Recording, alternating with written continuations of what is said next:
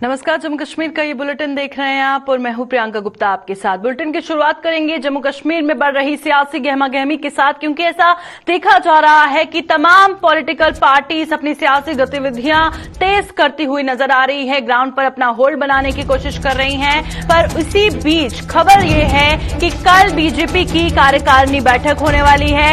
अब इस भाजपा की कार्यकारिणी बैठक में किन किन मुद्दों पर मंथन होगा, ये बड़ा सवाल है, क्योंकि बताया जा रहा है कि टारगेट किलिंग्स पर मंथन हो सकता है, सुरक्षा व्यवस्था को लेकर मंथन हो सकता है, डेवलपमेंट जम्मू कश्मीर की किस तरह की है और कितनी करने की जरूरत है उस पर चर्चा हो सकती है, नई इंडस्ट्रियल पॉलिसी को लेकर चर्चा हो सकती है।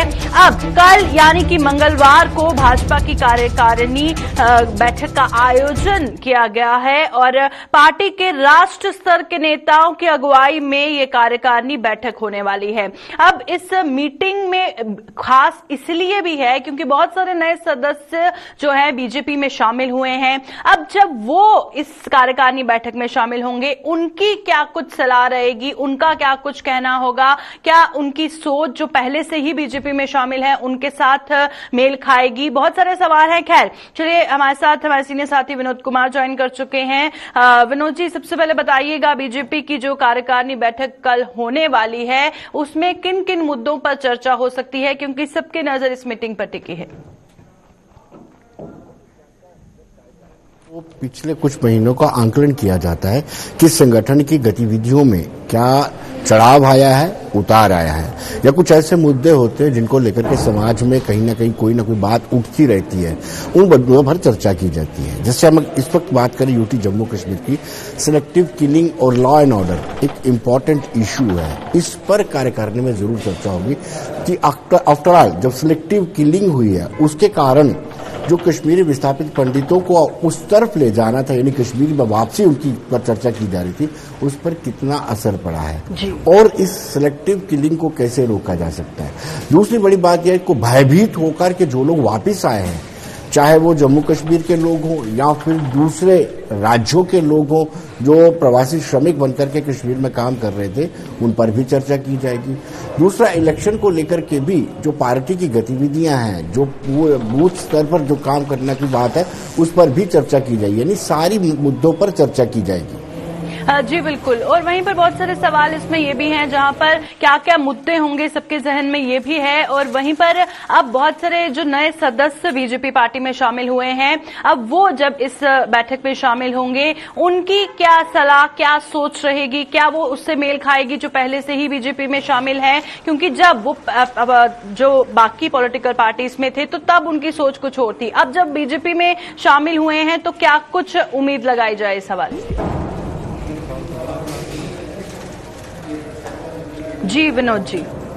प्रियंका, मुझे लगता है संपर्क कट गया है। जी विनोद जी, खैर जब तक विनोद जी से दोबारा संपर्क होता है और उनसे हम दोबारा ये सवाल पूछते हैं, आपको हम बता रहे हैं कि बीजेपी की जो कार्यकारिणी बैठक है कल जो होने वाली है उसमें क्या कुछ मुद्दे रहेंगे जिन पर चर्चा होगी, कौन सी समस्याओं का समाधान होगा, क्या सिक्योरिटी रिव्यू किया जाएगा, टारगेट किलिंग्स पर चर्चा की जाएगी, उस पर मंथन हो सकता है, नई इंडस्ट्रियल पॉलिसी या फिर विकास के मुद्दों पर चर्चा की जाएगी, नए सदस्यों का शामिल होना इस बैठक में क्या मोड़ लाएगा, उस पर भी सबकी नजरें टिकी हुई हैं। एक बार फिर विनोद जी हमारे साथ ज्वाइन कर चुके हैं। विनोद जी, बताइएगा, जहां पर ये सबके जहन में है कि क्या कुछ मुद्दे उसमें रहेंगे, कौन सी समस्याओं का समाधान होगा, क्या कुछ बदलाव आएगा, क्या स्ट्रैटेजी रहेगी, वहीं दूसरी ओर सबकी नजरें इस पर भी टिकी हैं कि जो नए सदस्य बीजेपी में शामिल हुए हैं उनकी क्या कुछ सलाह रहेगी, क्योंकि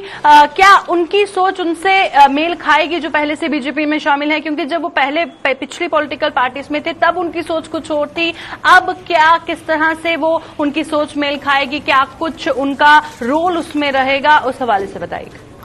हाँ बिल्कुल प्रियंका, आपने बड़ा इंपॉर्टेंट क्वेश्चन पूछा कि जिनकी विचारधारा नेशनल कॉन्फ्रेंस से मिलती है, जिनकी विचारधारा कांग्रेस से मिलती है, वो सदस्य रिसेंटली भारतीय जनता पार्टी में ज्वाइन किए हैं। हम सब जानते हैं कि नेशनल कॉन्फ्रेंस की विचारधारा स्वायत्तता पर, ऑटोनॉमी पर जुड़ी हुई थी और वो ऑटोनॉमी की बात करते थे, खुद मुख्तियारी की बात करते थे और पाकिस्तान के साथ बातचीत करने की बात करते थे। अगर कांग्रेस की बात करें, जो कांग्रेस के सदस्य हैं, कांग्रेस की अपनी सोच थी, कांग्रेस अपीजमेंट की पॉलिसी चलती थी और कांग्रेस भारतीय जनता पार्टी को फिरका प्रस्ती की पार्टी कहती थी। लेकिन भारतीय जनता पार्टी ने उनको बड़ी सम्मानपूर्वक पोजीशन में पहुंचाया है, उनको कार्यकारिणी का सदस्य बनाया है, जिसमें दमन सिंह राणा जो प्रोविंशियल प्रेसिडेंट थे और अब्दुल्ला खानदान के बड़े करीबी माने जाते थे, उनको भी कार्यकारिणी का सदस्य बनाया गया। सुरजीत सिंह सलाथिया जो फॉर्मर कैबिनेट मिनिस्टर रहे हैं, उनको भी सलाहकार बनाया। और भी बहुत सारे लोग हैं, लेकिन ज्यादा नाम YB शर्मा जो बड़े करीबी एफिलेटेड थे कांग्रेस के साथ, गुलाम नबी आजाद के साथ उनके बड़े अच्छे ताल्लुकात थे, उनको भी सदस्य बनाया गया है। तो कहीं ना कहीं आहिस्ता आहिस्ता उनको इसके रंग में, भारतीय जनता पार्टी की विचारधारा के रंग में ढलने में टाइम लगेगा। लेकिन ये लोग एसेट्स के रूप में काम कर सकते हैं, क्योंकि इन्होंने अपनी पार्टी में बड़े ईमानदाराना तरीके से काम किया हुआ है, मेहनत की हुआ है, मेहनत का श्लोक है और इनका बेनिफिट जरूर होगा। कार्यकारिणी में भी ये अपने जो प्रस्ताव रखेंगे उसका बेनिफिट भारतीय जनता पार्टी को जरूर मिलेगा। जी बिल्कुल। आखिर में बताइएगा कि आम जनता से जुड़े ऐसे कौन से मुद्दे हैं जिस पर इस कार्यकारिणी बैठक में चर्चा हो सकती है? देखिए, आम मुद्दों पर अगर ये चर्चा नहीं करेंगे तो स्वाभाविक सी बात है पार्टी को नुकसान होगा। आए दिन लोग जो प्रोटेस्ट कर रहे हैं, डेली वेजेस प्रोटेस्ट कर रहे हैं, अगर हम लीकर पॉलिसी की बात करें, माइनिंग की बात करें, इनसे पर चर्चा होगी, क्योंकि जिन मुद्दों को लेकर के आवाम सड़कों पर उतरती है। हम सब जानते हैं कि जन जागरूकता अभियान कांग्रेस ने शुरू किया हुआ है और जन जागरूकता अभियान इस सिलसिले में शुरू किया है कांग्रेस ने कि लोगों को अवेयर करवाया जाए कि केंद्र सरकार के इस कार्यकाल में महंगाई, जिसको हम इन्फ्लेशन रेट कहते हैं, इन्फ्लेशन रेट कितना बड़ा है और किस तरीके से डीजल पेट्रोल के दामों के कारण रसोई में होने वाले खर्च भी कितना बढ़ चुका है। इन सब मुद्दों पर चर्चा होगी। डेली वेजर्स को कैसे रेगुलराइज किया जाना है, जो कुछ वकुलास की जो वकील्स हैं उनकी भी समस्या है। डेट रिकवरी ट्रिब्यूनल जो है चंडीगढ़ चला गया है, उनका ये कहना है कि यहाँ पे होना चाहिए, कैट को एक यहाँ पर लाया जाए, हाईकोर्ट में लाया जाए। बहुत सारे मुद्दे ऐसे हैं जिनको लेकर के जम्मू के लोगों का रोष है। उन सभी मुद्दों पर चर्चा की जाएगी और लंबी चौड़ी चर्चा होगी। आज ऑफिस बेयरर की मीटिंग चल रही है, पूरा दिन चलेगी और कल उसके बाद जो है कार्यकारिणी की बैठक कल शुरू होगी। जी बिल्कुल, शुक्र विनोद जी ज्वाइन करने के लिए, इस पर चर्चा करने के लिए। विनोद कुमार हमारे साथ ज्वाइन किए हुए थे और जिस तरह से वो बता रहे थे कि काफी महत्वपूर्ण ये कार्यकारिणी बैठक होने वाली है, क्योंकि आम जनता से जुड़े मुद्दों पर बातचीत होगी। जो नए सदस्य हैं वो इसमें शामिल होंगे, क्या कुछ कंक्लूजन निकलेगा, कौन सी समस्याओं का समाधान निकलेगा, इस पर सबकी नजरें टिकी हुई हैं।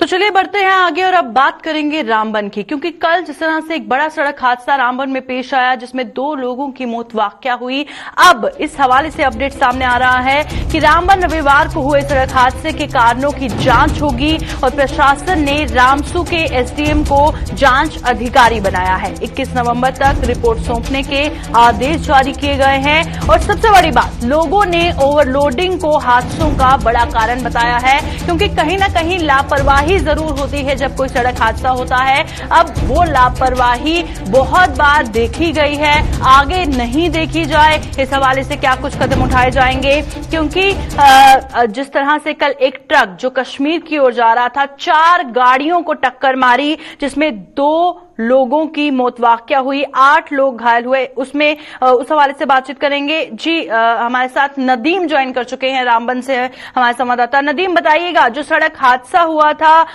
रामबन में, उस हवाले से क्या कुछ ताजा तफसीलात हैं, क्या अपडेट सामने आ रहा है, इंक्वायरी कमेटी बिठाई गई है और क्या कुछ जानकारी है? जी बिल्कुल, देखिए प्रियंका, मैं आपको एक चीज बता दूं कि जो डिगडोल में एक एक्सीडेंट हुआ था एक टाटा सुमो का, जिसमें 2 लोगों की जाने जाया हो गई, 12 लोग जख्मी हुए। उसके बाद कल हमने देखा कि कल भी एक ट्रक ने 4 गाड़ियों को टक्कर मार दी, जहां 2 लोगों की डेथ हुई, बाकी जख्मी भी हुए। लेकिन जहां डिगडोल टाटा सुमो एक्सीडेंट की बात करें तो वहां पर जो है inquiry officer SDM Ramsu Dilmir साहब को बनाया गया है और ये बताया गया है कि 20 तारीख तक आप इंक्वायरी रिपोर्ट सबमिट करें। चलिए प्रियंका, ये बहुत अच्छी बात है कि इंक्वायरी होगी और इंक्वायरी रिपोर्ट सबमिट भी होगी। उसके बाद क्या एक्शन लिया जाता है, इस पर किस तरह की कार्रवाई होती है, ये बाद की बात है। फिलहाल इंक्वायरी रिपोर्ट सबमिट होने के बाद लेकिन लोगों का क्या कहना है इस एक्सीडेंट को लेकर, क्योंकि बैक टू बैक देखिए हमने देखा कि एक्सीडेंट 2 दिन में हुए जहां 4 लोग हलाक हुए।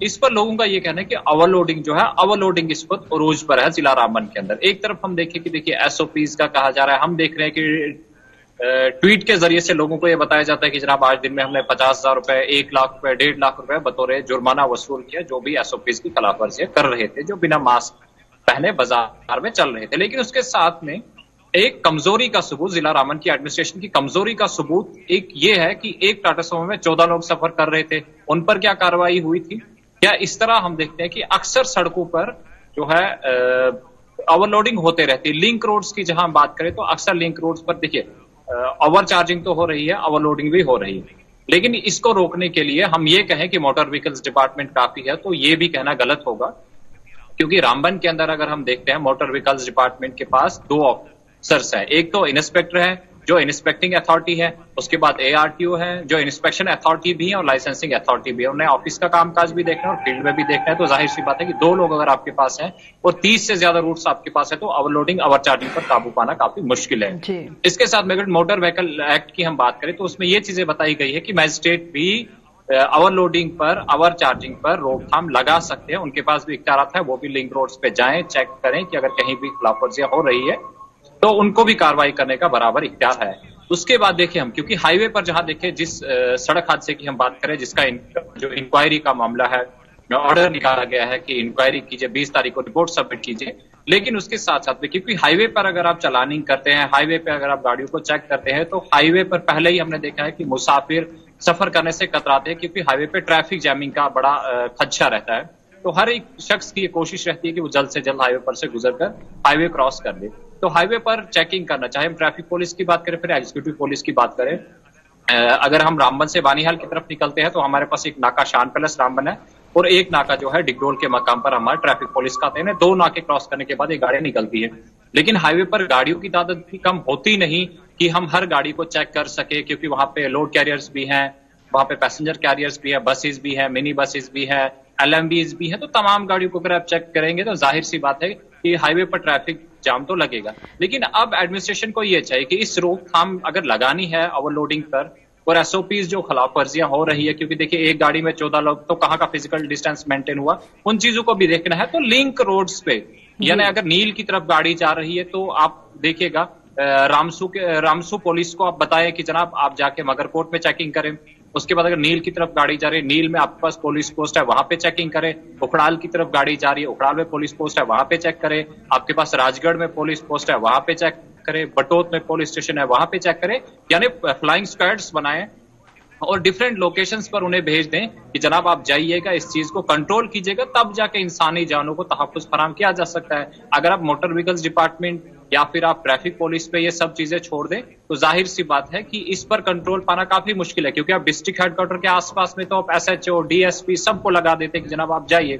लेकिन रामबन डिस्ट्रिक्ट सिर्फ डिस्ट्रिक्ट हेडक्वार्टर के आसपास नहीं है, बहुत फैला हुआ डिस्ट्रिक्ट है। आप भूल जाएं, सब डिवीजन गोल को देखे, रामसू को देखे, बटोत को देखे, राजगढ़ को देखे, कब्बी भटनी एरिया को देखे, बानीहाल को देखे, बहुत फैला हुआ है। लेकिन आप डिस्ट्रिक्ट हेडक्वार्टर पर अगर आप एसएचओ को भी लगा देते हैं, आप डीएसपी को भी लगा देते हैं, आप ट्रैफिक पुलिस को भी लगा देते हैं, आप एमवीडी को भी लगा देते हैं, लेकिन वो सब चीजें काफी नहीं है। अगर ओवरलोडिंग को सचमुच में आपने कंट्रोल करना है, एसओपीज को कंट्रोल करना है, तो आप इस तरह की टीम्स बनाइए, कंस्टिट्यूट कीजिए जो मुख्तलिफ रूट्स पर मुख्तलिफ, यानी ये नहीं कि देखिए अब कुछ गाड़ियां हमने देखा है जब मोटर व्हीकल्स डिपार्टमेंट रामबन की गाड़ी अपने दफ्तर से निकलती है तो ड्राइवर जो अपनी गाड़ी चलाना बंद कर देते हैं, जनाब हम नहीं चलेंगे क्योंकि एमबीडी का नाका लगा हुआ है।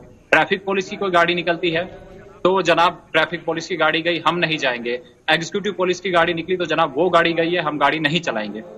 इस तरह की कोई गाड़ियां हो जिन पर शक भी ना हो किसी को, और जो है स्पॉट पे उनके खिलाफ कार्रवाई हो, जो भी इन तमाम चीजों की ट्रैफिक लॉज की, ट्रैफिक रूल्स की वायलेशन करें, फिर जाके ओवरलोडिंग पे कंट्रोल हो सकता है। और एसओपीज की जो गाड़ियों के अंदर धज्जियां उड़ाई जाइए उन पर भी रोकथाम लगाई जा सकती है। जी प्रियंका। जी बिल्कुल, शुक्रिया नदीम तमाम जानकारी फराहम करने के लिए। और ग्राउंड की क्या सच्चाई है नदीम हमें बता रहे थे, और आपने देखा कि बहुत सारी बातें इसमें सामने निकल कर आई हैं। इंक्वायरी तो बैठी है, ठीक है, इंक्वायरी की जब रिपोर्ट सबमिट की जाएगी फिर पता चलेगा, पर जो लगातार बैक टू बैक एक्सीडेंट्स हो रहे हैं, अब उसकी क्या प्रॉब्लम है, किस वजह से हो रहे हैं, वो कारण दोबारा सामने ना आए, इस तरह का सड़क हादसा दोबारा ना आए, इस पर कड़े से कड़े कदम प्रशासन को लेने की जरूरत है। क्योंकि लोगों का आरोप है ट्रैफिक रूल्स का वायलेशन होता है, चाहे हम सुमो की बात करें या किसी भी पब्लिक कन्वीनियंस की बात करें, एसओपीज की धज्जियां उड़ाई जाती हैं, ओवरलोडिंग की जाती है, जिसकी वजह से ये सड़क हादसे पेश आते हैं। तो जो ट्रैफिक रूल्स का वो को वायलेट करते हैं उन पर कड़ी से कड़ी कार्रवाई करने की प्रशासन को जरूरत है।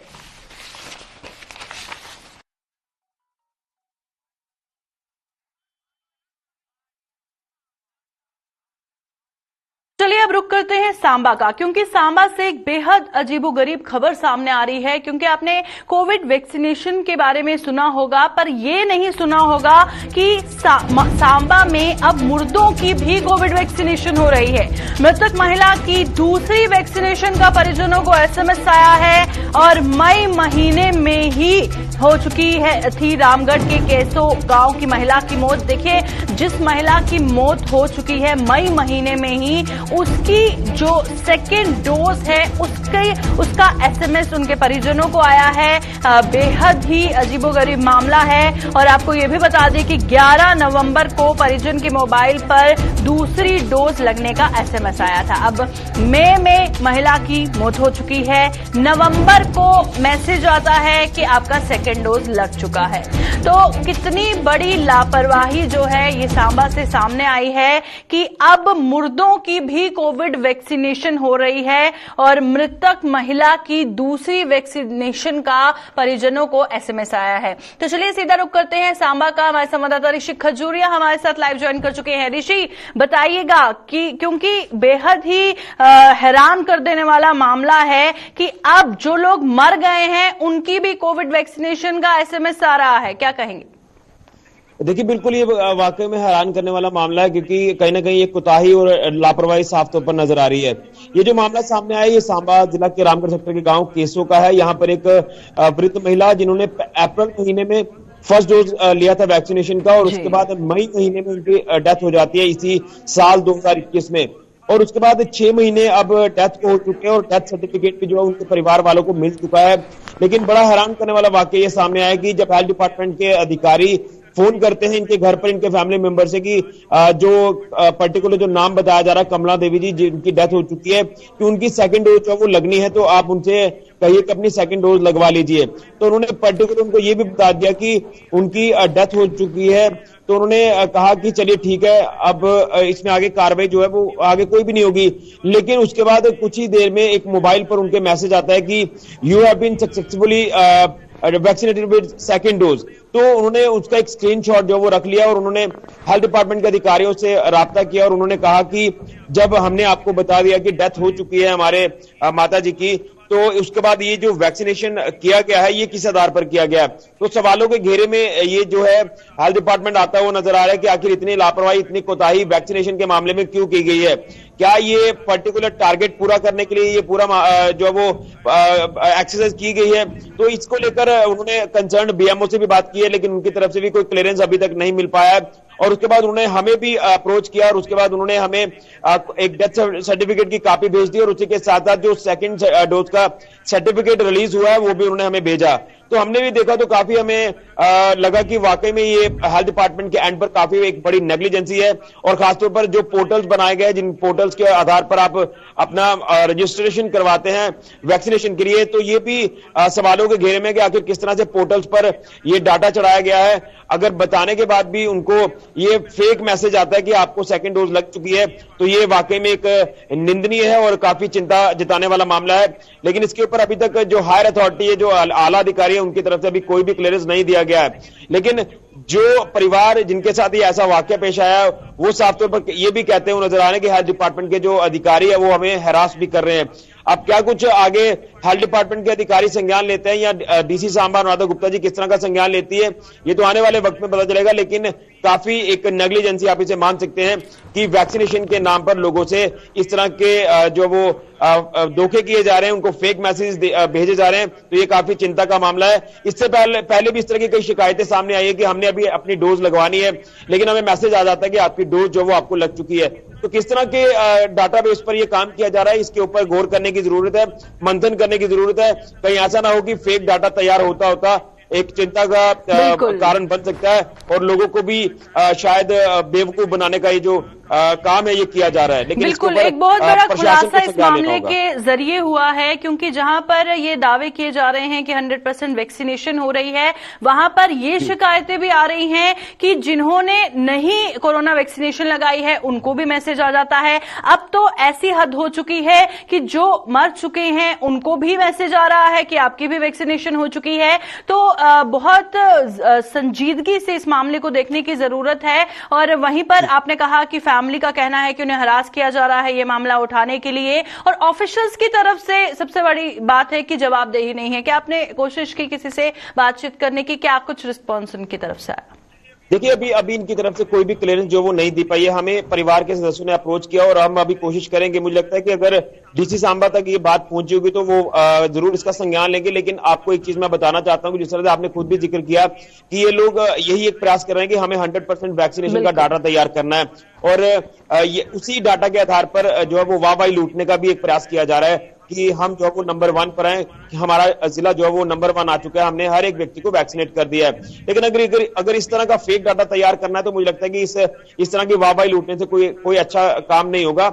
लोगों की जो है वो लोगों के साथ धोखा किया जा रहा है। ऐसा भी हो सकता है कि मान लीजिए जो व्यक्ति बाहर जा रहा है, कहीं आउट ऑफ स्टेट जा रहा है, जब वो वापस जम्मू कश्मीर में आता है तो उसका लखनपुर में सर्टिफिकेट चेक होगा। तो कईयों ने फेक सर्टिफिकेट जो वो बनाए होंगे। तो ये मुझे लगता है कि इसके ऊपर कोई नेक्सस भी हो सकता है। लेकिन इसको लेकर एलजी साहब को संज्ञान लेने की जरूरत है कि हेल्थ डिपार्टमेंट किस तरह से काम कर रहा है।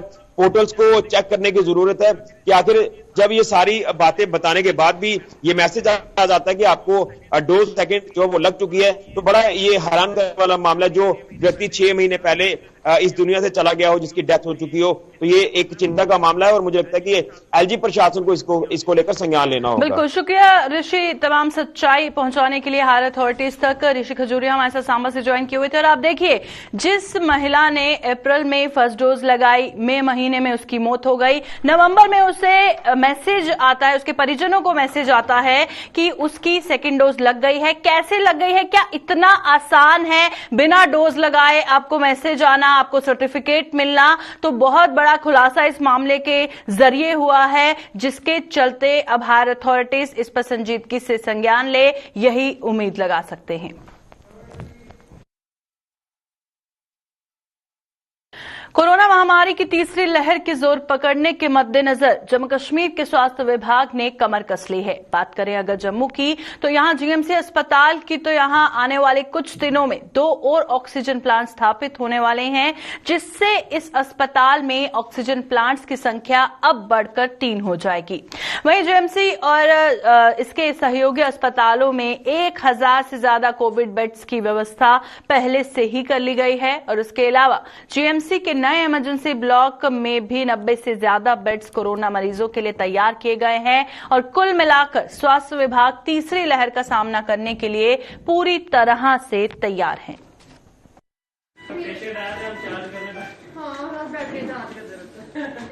ਸਾਡੇ ਕੋਲ 1111 ਬੈੱਡ, ਜਿੰਦੇ ਚੋਂ 999 ਬੈੱਡਸ ਉੱਪਰ ਸਾਡੀ ਆਕਸੀਜਨ ਜਿਹੜੀ ਹੈ ਲੱਗੀ ਹੈ। ਉਹਦੇ ਇਲਾਵਾ ਸਾਡੇ ਕੋਲ ਨਵੀਂ ਐਮਰਜੈਂਸੀ ਜਿਹੜੀ ਪਿਛਲੇ ਸਾਲ ਜੁਲਾਈ ਦੇ ਮਹੀਨੇ 'ਚ ਮਾਨਨੀय ਲੈਫਟੀਨੈਂਟ ਗਵਰਨਰ ਸਾਹਿਬ ਨੇ ਜਿਹੜਾ ਇਨਾਗਰੇਸ਼ਨ ਕੀਤੀ, ਉਹ ਵੀ ਫੰਕਸ਼ਨਲ ਹੈ। ਉਹਦੇ ਸਾਡੇ ਕੋਲ 96 bed. Isolation, HDU, CCU, ward 3, ward 7, 11, 14, 15 इन सारे ward 8, 9 bed side oxygen available है। LMO साढ़े कोल जो लिक्विड मैडिकल ऑक्सीजन का टैंक साढ़े हॉस्पिटल च लगे दा, plus oxygen generation plants sufficient amount के साढ़े कोल हैं। और अगले 15-20 दिन 2 ऑक्सीजन जनरेशन प्लांट साढ़े होर आई जाने, उनका भी सारा जो इंजीनियर महकमे ने सारा काम कर जोड़े। सिर्फ उनकी प्लांट्स की जी है वो ट्रांसपोर्टेशन बेंगलोर तो शायद होनी है।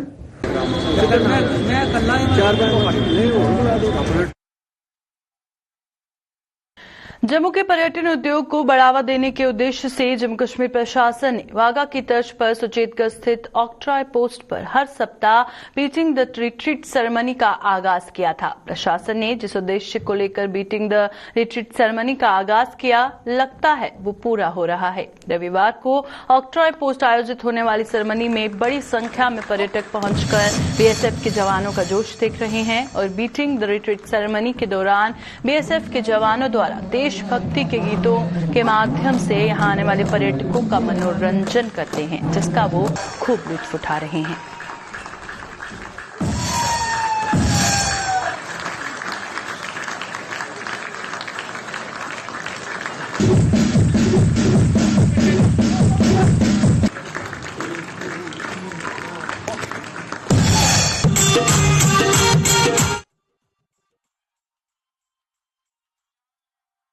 जल शक्ति विभाग की अनदेखी के कारण जम्मू के ब्लॉक भलवाल के गांव धर्मखू के लोग गंदा पानी पीने के लिए मजबूर हो रहे हैं।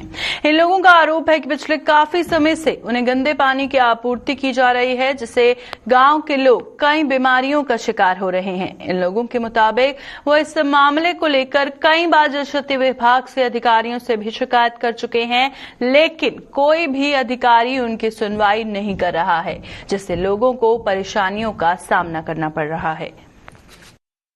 हमारे यहाँ का पानी बहुत गंदा है। हमारे छोटे छोटे बच्चे बीमार हो रहे हैं। पहले कोरोना की वजह से तो इतने बच्चे बीमार हो गए हैं, लोगों के इतने लोगों की जानें चली गई हैं। अगर आगे से ये पानी भी हमारा गंदा होएगा तो हम पानी कहाँ से पियेंगे। हम चाहते हैं कि हमारा पानी साफ हो जाए। पहले तो हम पानी फ्री में पीते थे, अब हमें पानी के भी पैसे देने पड़ते। अगर पैसे देके हमें ये चीज गंदी मिलेगी तो इससे तो बेहतर है कि हम ये पानी पिए ही ना। हमारे तो दिहाड़ी लगाते हैं घर वाले, वो दिहाड़ी लगा 200 रुपया कमाते हैं। हम उन पैसों में से अपने बच्चों का पेट भरेंगे तो उनकी बीमारी का इलाज करेंगे। कुछ बच्चे गंदा पानी पी के कई बच्चों को जॉन्डिस हो रहा है, कई बच्चों की बीमारियां और तरह तरह की बीमारियां लग रही हैं। हम चाहते हैं कि हमारे जहाँ का पानी साफ हो जाए। धर्मखू में रहती हूँ, मेरा नाम सुमन लता है। पानी बहुत गंदा आता है इधर, बच्चे गंदा पानी पी के बीमार हो जाते हैं। कई बार हमने समस्या सुनाई पर समस्या पर कोई काम ही नहीं करता है, किसको बताना है। और आगे पीछे भी पानी रुका हुआ था, खड़ा होता है, फिर मच्छर आते हैं, गंदा पानी, बच्चे बीमार हो जाते हैं। ऐसे आगे बीमारी सर, जहाँ पर जी लोग लेडीज जो इकट्ठी हुई हैं, जी हाँ, हमारा जो पानी का जो पीएचई का पानी आता है, जल शक्ति मिशन अभी जो नया डिपार्टमेंट बनाया है, ये पानी हमको सप्लाई कर रहे हैं। जहाँ पर ये बाल लगे हुए हैं, जो पुराने बाल लगे हुए हैं और ये जमीन से नीचे हैं, इनका लेवल जो नीचे है, और जहाँ पर पानी है जो खड़ा रहता है, पानी जो बाल हैं वो लीक होते हैं और उनसे जो पानी बाहर लीक होता है, जब पानी पाइप बंद होती है तो पानी उसमें दोबारा पाइप में चला जाता है। उसमें कीड़ा है और बहुत सी गंदगी है जो ऊपर से बहकर वो जहाँ पर बाल हैं वहां पर वो इकट्ठी होती है, वो दोबारा पाइपों में चली जाती है। पाइपों के जरिए जब दोबारा पानी छोड़ते हैं तो लोगों के घरों में जाता है। लोगों के घरों में गंदा पानी आ रहा है, उसमें जाले हैं, उसमें कीड़े हैं, वो लोगों को आ रहा है, लोग पी रहे हैं, उससे किसी को डायरिया हो रहा है, किसी को पेचिस लग रहे हैं, किसी का हार्ट की प्रॉब्लम हो रही है। जो गंदा पानी पीने से बहुत सी बीमारियां हैं जो लोगों को लग रही हैं, लोगों को छोटे छोटे बच्चे बीमार हो रहे हैं। अभी के बुलेटिन में फिलहाल इतना ही। दीजिए इजाजत, नमस्कार।